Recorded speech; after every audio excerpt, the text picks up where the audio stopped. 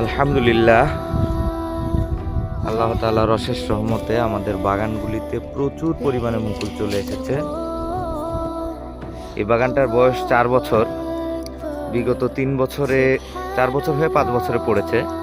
বিগত 3 বছরে এই গাছগুলো থেকে আমরা খুব একটা ভালো ফলন পাই নাই মোটামুটি, কিন্তু গাছগুলো ভেজিটেটিভ গ্রোথ নিচ্ছিল অনেক, এবং আমরা আশা করছিলাম যে ভেজিটেটিভ গ্রোথ নিতে নিতে একটা সময় এসে হয়তো আশানুরূপ মুকুল বা ফল আসবে।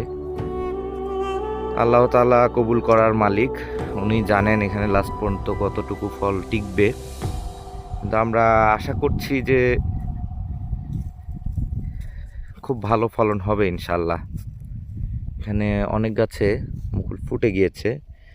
এই যে এই ফুলগুলো যখন ফুটে যাবে তখন আমরা স্প্রে করব না, আর ফুলগুলো যখন এরকম মুজে থাকবে তখন আমরা স্প্রে করব।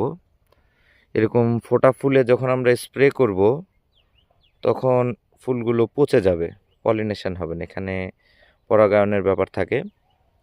এখানে অলমোস্ট 90%, 80 থেকে 90% ফুল হচ্ছে পুরুষ ফুল, এবং 10 to 20% এটা স্ত্রী ফুল থাকে। তো এই স্ত্রী ফুলের 10 to 20%-এর মধ্যে যদি 1 থেকে 2%ও ফলে পরিণত হয় তাহলে ইনশাল্লাহ গাছ ভেঙে পড়ে যাবে, এরকম আম হবে ইনশাল্লাহ। আপনারা সকলে আমাদের জন্য দোয়া করবেন, আমরা আমাদের বাগানের পরবর্তী আপডেট আপনাদেরকে দেব।